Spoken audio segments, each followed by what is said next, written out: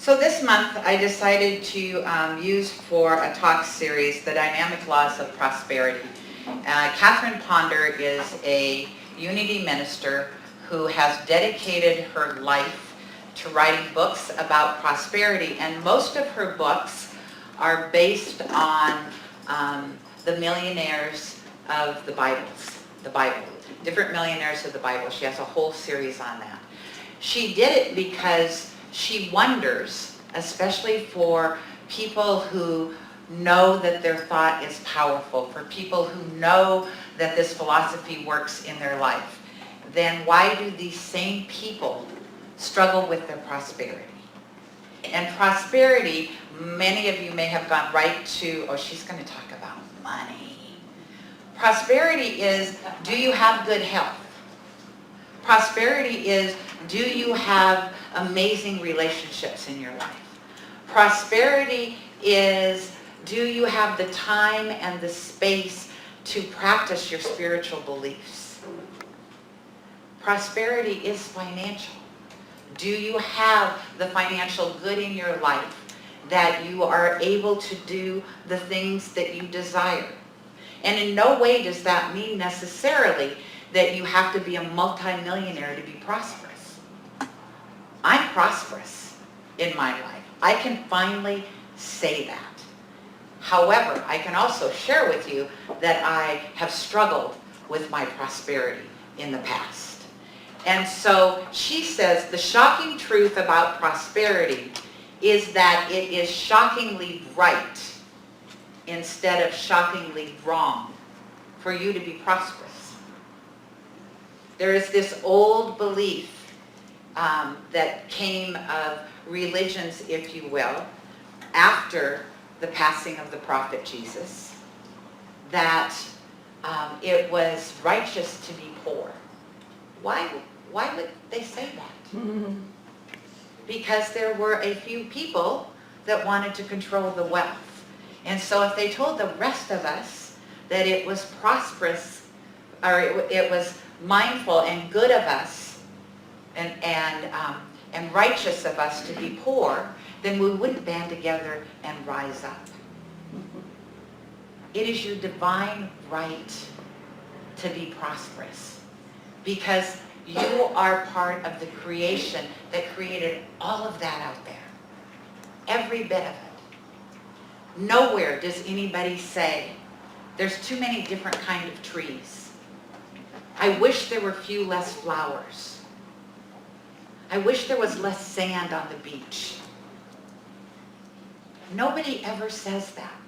And yet we constantly, with ourselves, or I have in the past, thought that I had to feel guilty, or I had to not accept that the fact I had a divine right to be prosperous. Because how many times money is evil, or whatever your parents would say growing up, those little tapes run in your head. You know, somebody said, if you look at Donald Trump, he has a prosperous mind. Whether you like him or you don't like him, that man has created and lost billions of dollars because he has been raised to believe he has the right to millions of dollars. Now, right or wrong, put that aside. It's just an example of prosperous thinking. So, what if? What if today you decided, I am going to give up my story about what has gone on in my life to keep me where I am today? Last Sunday, my husband, he wrote a song called How Long Are You Going to Tell Your Story? And one of the lines I love in that is, you walk your little fingers across your scars. So think about that.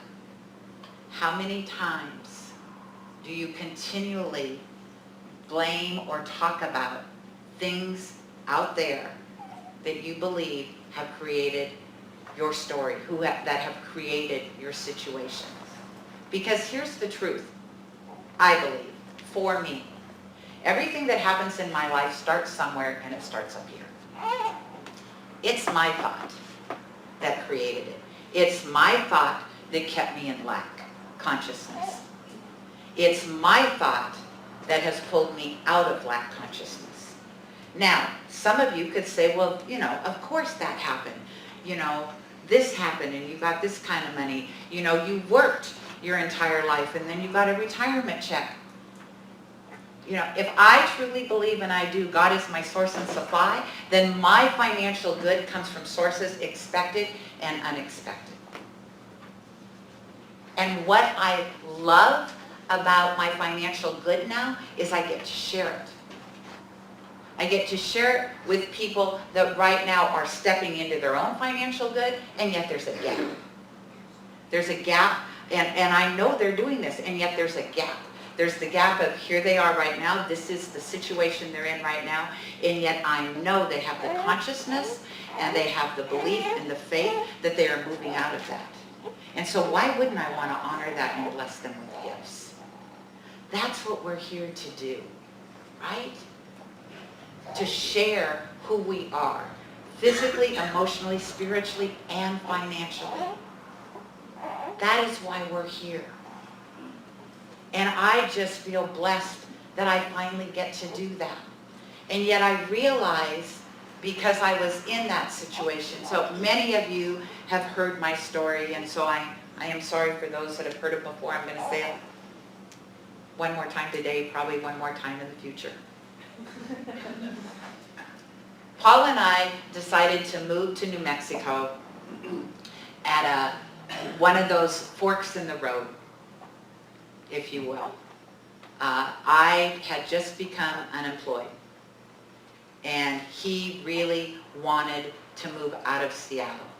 And I made a decision that, you know, because he wanted to go. There was no decision on his part. It's not like I said, we're going. He'd already decided he wanted to go, and I made a decision. I could be unemployed anywhere. I could be unemployed in Seattle, or I could be unemployed in Santa Fe, New Mexico. And Santa Fe, New Mexico is where we wanted to be, and so Santa Fe, New Mexico is where we went. We went in 2007. Probably not the brightest time, and so we lost everything. Absolutely everything except each other. And there are many reasons why I know that I pulled that learning, if you will, that opportunity into my life. I don't know why Paul pulled it into his, except it was from that point on where I really started to grow into who I was as a person. Forget me as a minister. I was in ministerial school. I wasn't a minister. I was a practitioner. I knew this philosophy. I knew how it worked. And yet everything, the bottom fell out. Everything except my husband was taken away from us. And I'll never forget, I went to this party. So we had moved into this apartment, and it was too expensive. And we were struggling, and so I said, look, I have retired, and so I had a steady retirement check that came in. I said, our goal is that we live within that retirement check, so that any other money that comes in is a gift from the divine, and we aren't struggling anymore. We need a new place to live. Here's his response, is I'm creating this in my mind. We're going to find a new place to live. It's going to be affordable. It's going to be bigger than the place we have. Nobody's going to let us rent from them, Gayle. We have terrible credit. And I literally said, go to your room. Now by that I meant go to his studio, not go to your room like a small child. Kind of though. Go to your room. I don't want to hear it. Do not step all over my creation with your fear. So I'm at a party, or a workshop actually, and I'm sitting next to this woman that I became very, very good friends with. And somebody else at the workshop said something unkind about somebody that had money. Actually said it out loud. Like, I get so tired of you people that have all the ability to travel everywhere you go, and I'm struggling. And I turned to this woman and I said, oh, that drives me crazy. How dare her step all over that person's delight in being able to travel.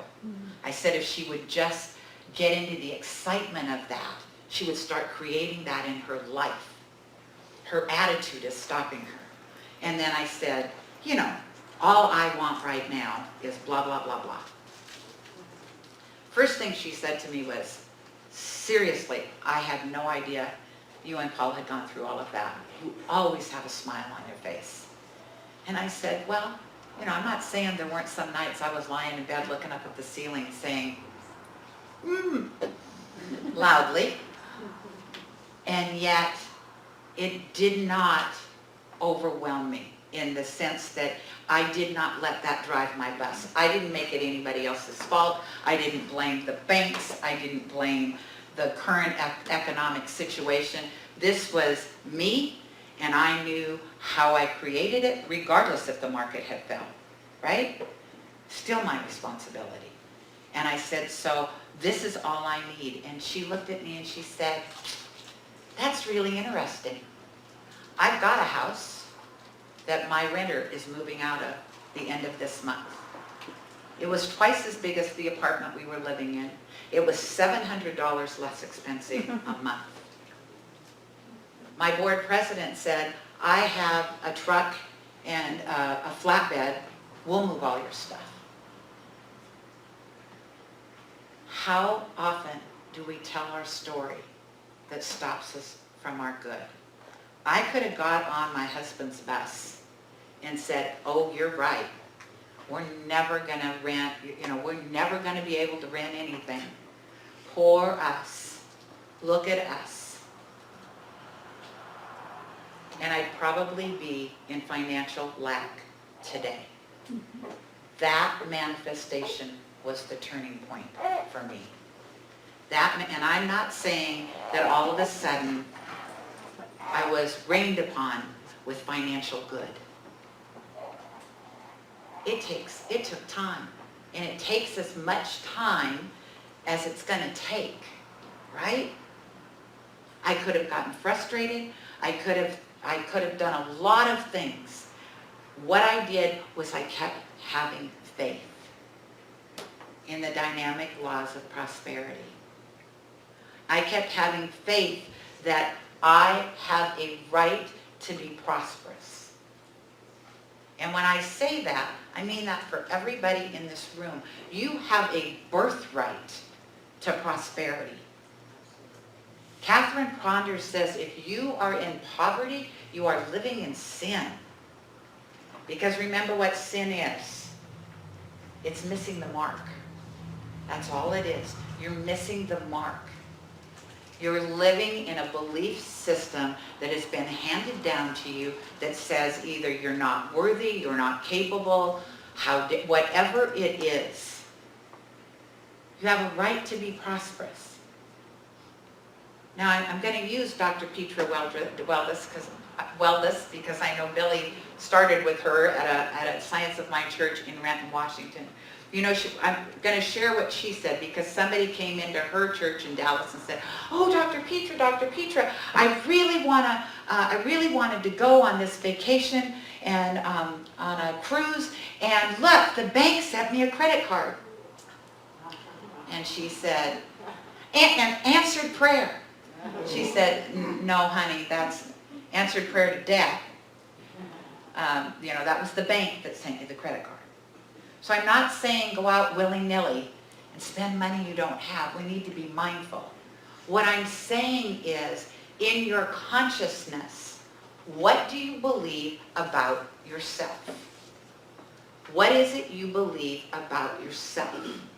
And I encourage you, if those aren't life-affirming beliefs, like I am talented. There is not a person in this room that doesn't have a talent. And I'm not talking about singing or dancing, although some of you probably have great voices and can do all kinds of dances.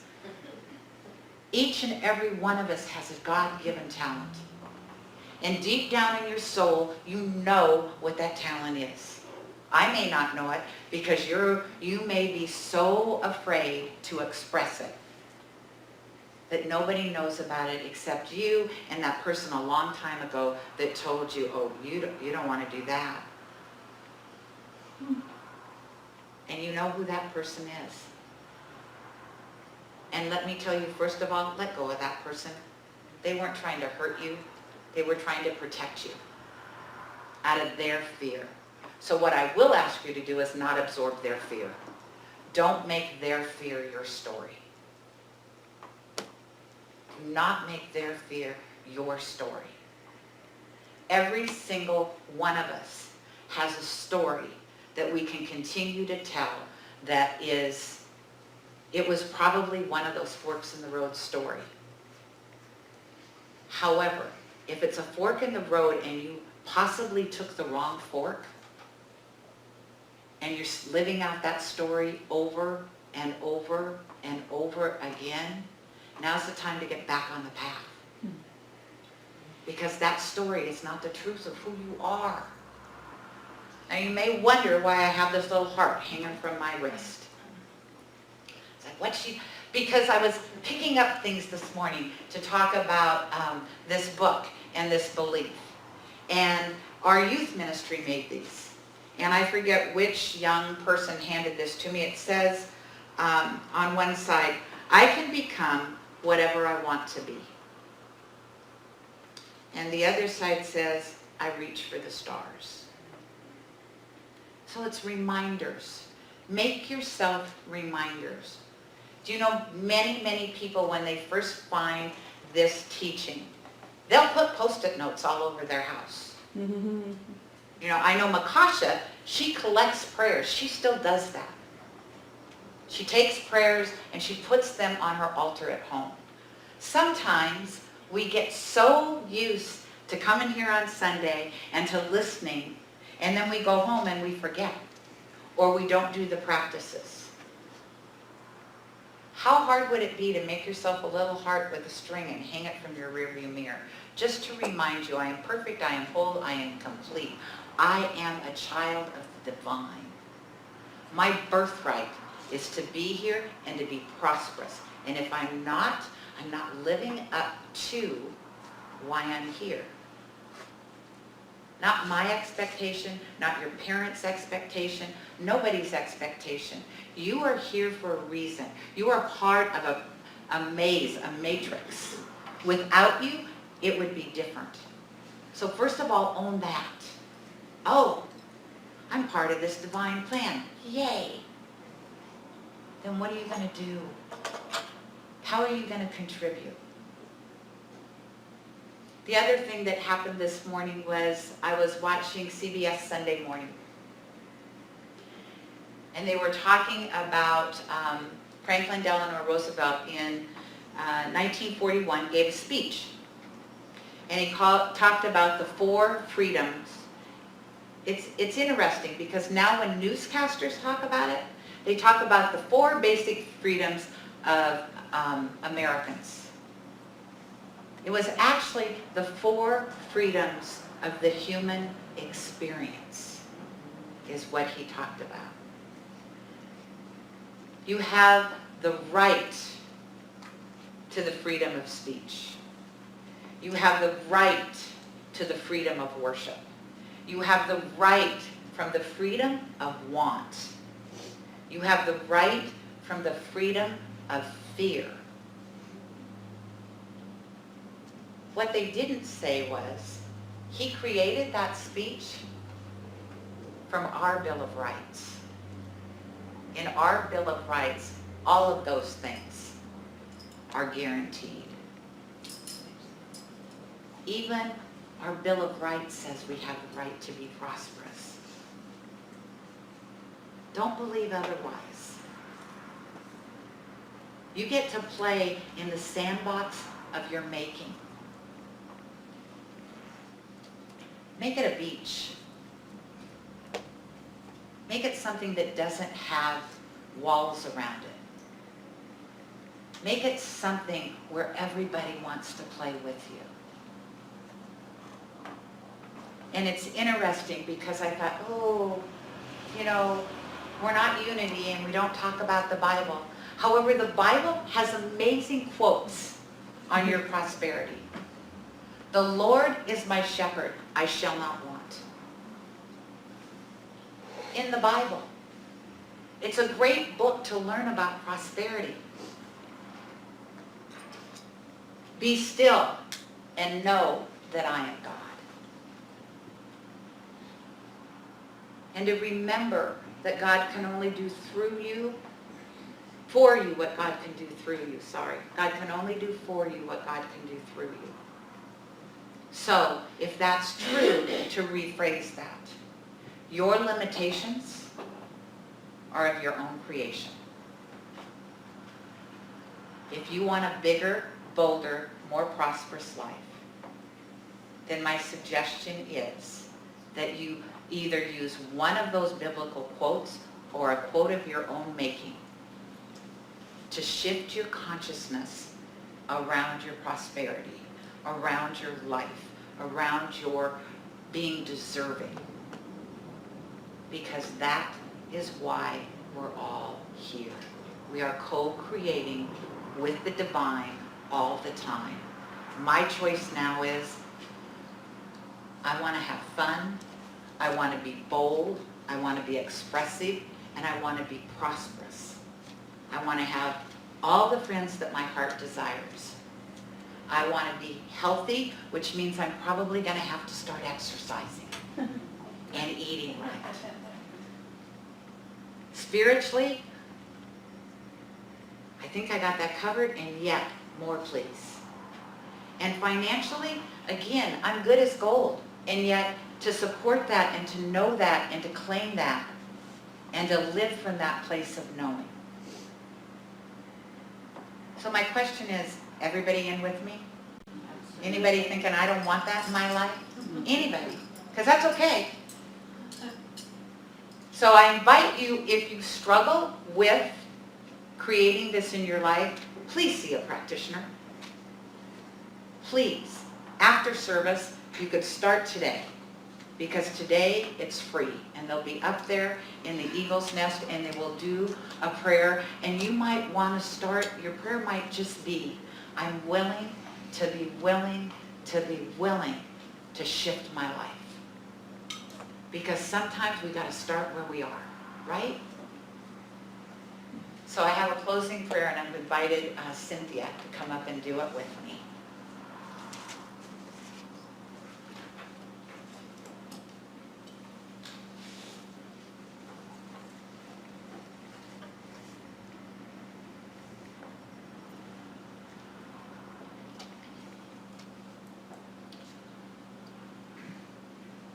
This is the 23rd Psalm, with a metaphysical interpretation as interpreted by Dr. Roger Teal, Senior Minister and Spiritual Leader at Mile Hill Church in Lakewood.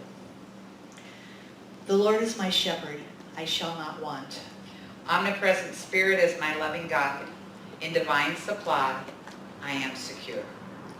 He maketh me to lie down in green pastures. He leadeth me beside the still waters. I rest in God's fullness.